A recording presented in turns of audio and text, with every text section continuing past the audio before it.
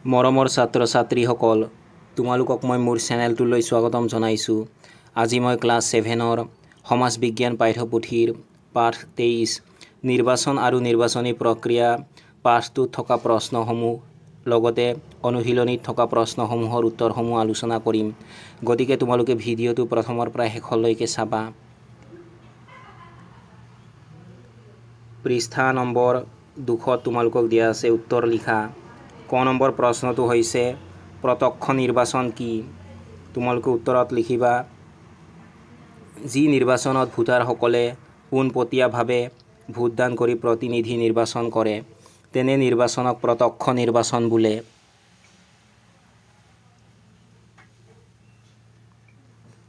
খ নম্বৰ প্ৰশ্নটো হৈছে পৰোক্ষ নিৰ্বাচনৰ দ্বাৰা আমাৰ দেশত কাক নিৰ্বাচন কৰা হয়? তোমালোকে উত্তৰত লিখিবা পৰোক্ষ নিৰ্বাচনৰ দ্বাৰা আমাৰ দেশত ৰাষ্ট্ৰপতি আৰু উপ-ৰাষ্ট্ৰপতিক নিৰ্বাচন কৰা হয়।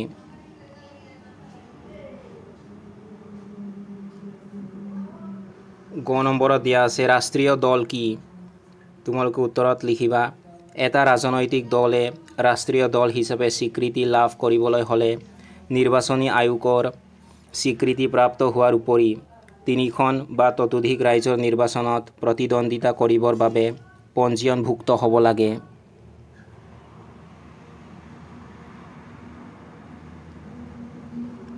ঘ নম্বৰ প্ৰশ্নটো হৈছে আঞ্চলিক দল কাক বোলে? তোমালোকে উত্তৰত লিখিবা কোনো ৰাজ্যৰ আঞ্চলিক স্বাৰ্থত গুৰুত্ব দি অঞ্চলটোৰ আৰ্থ-সামাজিক সাংস্কৃতিক বিকাশৰ উদ্দেশ্য আগত ৰাখি গঠন হোৱা দলক আঞ্চলিক দল বোলে। এই দলসমূহে নিৰ্বাচন আয়োগৰ স্বীকৃতি লাভ কৰে।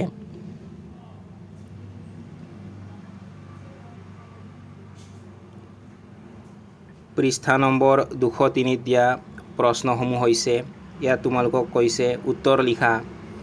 প্ৰথম প্ৰশ্নটো হৈছে নিৰ্বাচন কোনে পৰিচালনা কৰে?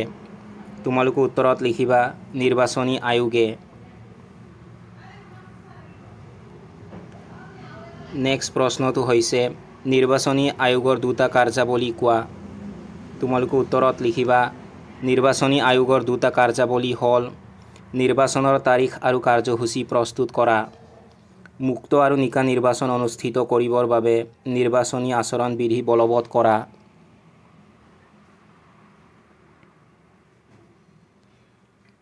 নেক্সট প্ৰশ্নটো হৈছে নিৰ্বাচনী প্ৰচাৰ কেনেধৰণে কৰে? তোমালোকে উত্তৰত লিখিবা দলীয় কৰ্মীসকলে ভোটাৰসকলৰ ঘৰে ঘৰে গৈ নিজৰ প্ৰাৰ্থীজনক ভোট দিবলৈ অনুৰোধ জনায়। তেওঁলোকে ৰাজহুৱা সভা অনুষ্ঠিত কৰি দলৰ লক্ষ্য, উদ্দেশ্য আৰু ভৱিষ্যতৰ কৰ্মপন্থা ৰাইজৰ আগত দাঙি ধৰে।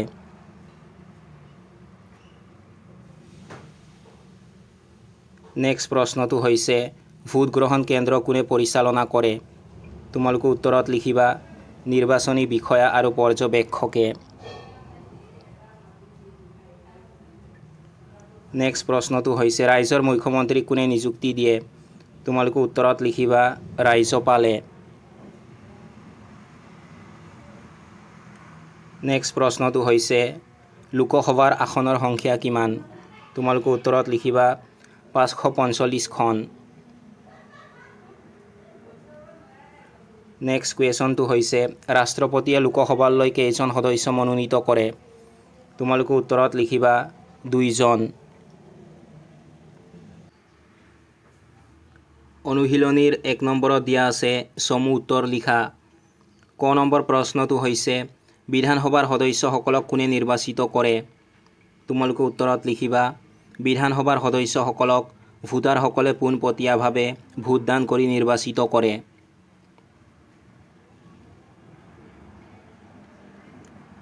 খ নম্বৰ প্ৰশ্নটো হৈছে শাসক দল মানে কি? তোমালোকে উত্তৰত লিখিবা নিৰ্বাচনত সংখ্যাগৰিষ্ঠতা লাভ কৰা ৰাজনৈতিক দলটোৱে চৰকাৰ গঠন কৰে। এই দলটোকে শাসক দল বোলা হয়।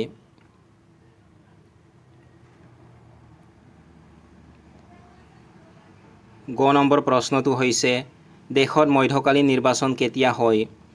তোমালোকে উত্তৰত লিখিবা যদি কোনো কাৰণত মন্ত্ৰীসভাই সদনত সংখ্যাগৰিষ্ঠতা হেৰুৱায় আৰু পুনৰ চৰকাৰ গঠন সম্ভৱ নহয় তেতিয়া মন্ত্ৰীসভাৰ নিৰ্দিষ্ট কাল সম্পূৰ্ণ হোৱাৰ আগতে চৰকাৰ ভংগ কৰি পুনৰ নিৰ্বাচন অনুষ্ঠিত কৰাৰ নিৰ্দেশ দিয়ে।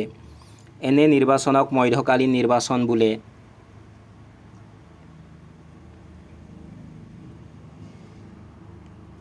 ঘ নম্বৰ প্ৰশ্নটো হৈছে ৰাজ্য বিধানসভাৰ কাৰ্যকাল কিমান বছৰ? তোমালোকে উত্তৰত লিখিবা ৰাজ্য বিধানসভাৰ কাৰ্যকাল 5 বছৰ। ঙ নম্বৰ প্ৰশ্নটো হৈছে দুটা ৰাষ্ট্ৰীয় দলৰ নাম উল্লেখ কৰা। তোমালোকে উত্তৰত লিখিবা দুটা ৰাষ্ট্ৰীয় দলৰ নাম হ'ল ভাৰতীয় জাতীয় কংগ্ৰেছ আৰু ভাৰতীয় জনতা পাৰ্টি। প্ৰথম 6 নম্বৰ প্ৰশ্নটো হৈছে অসমৰ উল্লেখযোগ্য আঞ্চলিক দল এটাৰ নাম লিখা। তোমালোকে উত্তৰত লিখিবা অসম গণ পৰিষদ।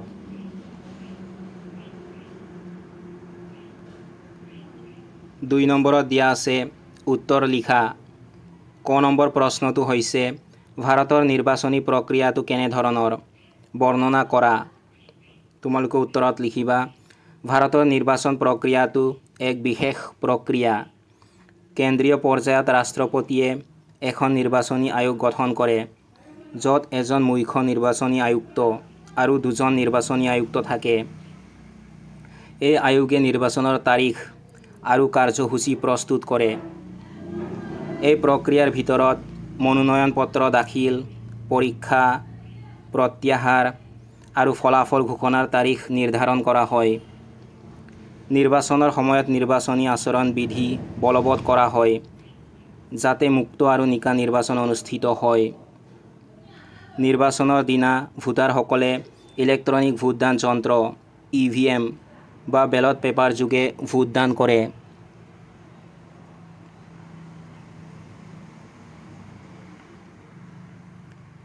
খ নম্বৰ প্ৰশ্নটো হৈছে গণতন্ত্ৰত ৰাজনৈতিক দলৰ কাৰ্যাৱলীসমূহ কি কি? তোমালোকে উত্তৰত লিখিবা গণতন্ত্ৰত ৰাজনৈতিক দলৰ কাৰ্যাৱলীসমূহ হ'ল চৰকাৰ গঠন।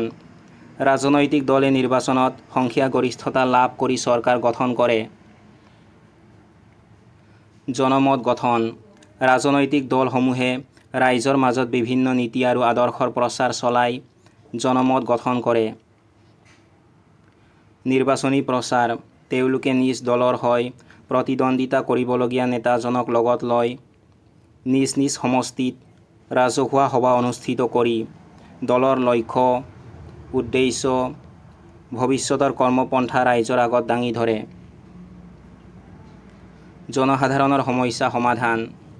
ৰাজনৈতিক দলে জনসাধাৰণৰ সমস্যাসমূহ চৰকাৰৰ ওচৰত দাঙি ধৰি সমাধানৰ চেষ্টা কৰে।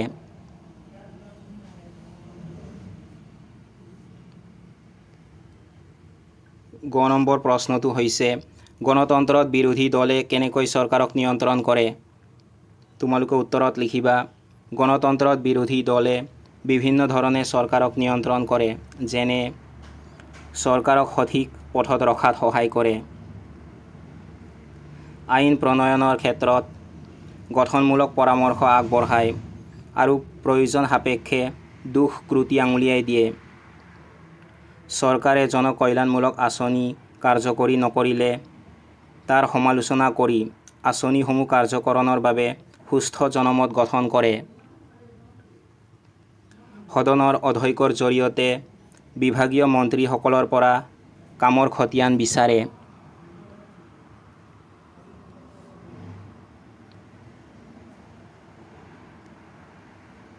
ঘ নম্বৰ প্ৰশ্নটো হৈছে গণতন্ত্ৰত নিৰ্বাচনৰ প্ৰয়োজনীয়তা আছেনে? যুক্তি দৰ্শোৱা। তোমালোকে উত্তৰত লিখিবা গণতন্ত্ৰত নিৰ্বাচনৰ প্ৰয়োজনীয়তা আছে।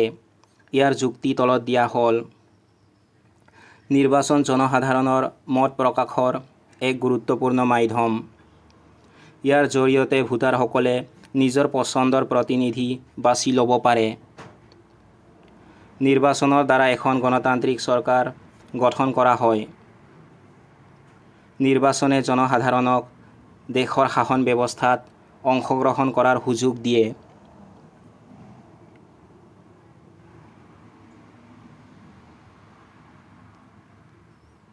3 নম্বৰত দিয়া আছে শুদ্ধ উত্তৰটো বাছি উলিওৱা। ক নম্বৰত দিয়া আছে ভাৰতৰ উপৰাষ্ট্ৰপতি প্ৰত্যক্ষ পৰোক্ষভাৱে নিৰ্বাচিত হয়। ইয়াৰ শুদ্ধ উত্তৰ হ'ব পৰোক্ষভাৱে। তোমালোকে উত্তৰত লিখিবা পৰোক্ষভাৱে।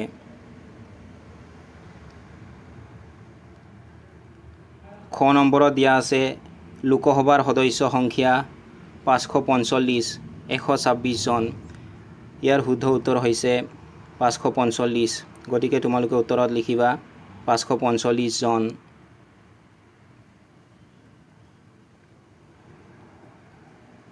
গ নম্বৰত দিয়া আছে তেলেগু দশম পাৰ্টি এটা আঞ্চলিক ৰাষ্ট্ৰীয় দল। ইয়াৰ শুদ্ধ উত্তৰ হৈছে আঞ্চলিক দল। গতিকে তোমালোকে উত্তৰত লিখিবা আঞ্চলিক দল। ঘ নম্বৰত দিয়া আছে মুখ্যমন্ত্ৰীক ৰাজ্যপাল ৰাষ্ট্ৰপতিয়ে নিযুক্তি দিয়ে। ইয়াৰ শুদ্ধ উত্তৰ হৈছে ৰাজ্যপাল। গতিকে তোমালোকে উত্তৰত ৰাজ্যপাল লিখিবা। ঙ নম্বৰত দিয়া আছে বিধানসভাৰ কাৰ্যকাল 7-5 বছৰ। ইয়াৰ শুদ্ধ উত্তৰ হৈছে 5 বছৰ। গতিকে তোমালোকে উত্তৰত 5 বছৰ লিখিবা।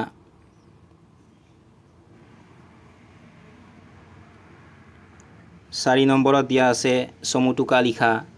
ক নম্বৰত দিয়া আছে সাৰ্বজনীন প্ৰাপ্তবয়স্ক ভোটাধিকাৰ। তোমালোকে উত্তৰত লিখিবা 18 বছৰ বয়সৰ ওপৰৰ সকলো নাগৰিকে ধৰ্ম, বৰ্ণ, ভাষা, লিংগ, ধনী, দুখীয়া নিৰ্বিশেষে ভোটদানৰ অধিকাৰ লাভ কৰে। এই অধিকাৰকে সাৰ্বজনীন প্ৰাপ্তবয়স্ক ভোটাধিকাৰ বোলা হয়। খ নম্বৰত দিয়া আছে নিৰ্বাচনী আয়োগ। তোমালোকে উত্তৰত লিখিবা ভাৰতত নিৰ্বাচন পৰিচালনা কৰিবলৈ ৰাষ্ট্ৰপতিয়ে কেন্দ্ৰত এখন নিৰ্বাচনী আয়োগ গঠন কৰি দিয়ে। এই আয়োগত এজন মুখ্য নিৰ্বাচনী আয়ুক্ত আৰু দুজন নিৰ্বাচনী আয়ুক্ত থাকে। ইয়াৰ কাম কাজসমূহৰ ভিতৰত নিৰ্বাচনৰ তাৰিখ আৰু কাৰ্যসূচী প্ৰস্তুত কৰা, মনোনয়ন পত্ৰ দাখিলৰ তাৰিখ নিৰ্ধাৰণ কৰা আৰু নিৰ্বাচনৰ ফলাফল ঘোষণা কৰা আদি উল্লেখযোগ্য।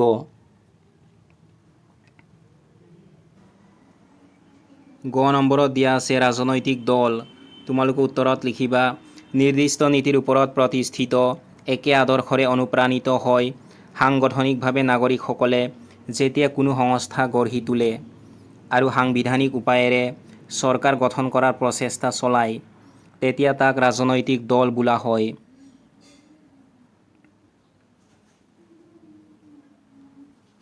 পাঁচ নম্বৰত দিয়া আছে প্ৰকল্প। শিক্ষক বা অভিভাৱকৰ সহায় লৈ 2016 চনৰ অসম ৰাজ্যিক বিধানসভা নিৰ্বাচনত প্ৰতিদ্বন্দ্বিতা কৰা ৰাজনৈতিক দলসমূহৰ কোনে কিমান আসন লাভ কৰিলে উল্লেখ কৰি এখন তালিকা প্ৰস্তুত কৰা। উক্ত তালিকাৰ ভিত্তিত কোনটো দলে চৰকাৰ গঠন কৰিব পৰা যোগ্যতা অৰ্জন কৰিলে নিৰ্ণয় কৰা। মই তোমালোকক 2016 চনৰ অসম ৰাজ্যিক বিধানসভা নিৰ্বাচনত প্ৰতিদ্বন্দ্বিতা কৰা ৰাজনৈতিক দলসমূহৰ কোনে কিমান আসন লাভ কৰিলে তাৰ এখন তালিকা প্ৰস্তুত কৰি দিছোঁ। তোমালোকে এইখিনি চাই লিখি ল'বা।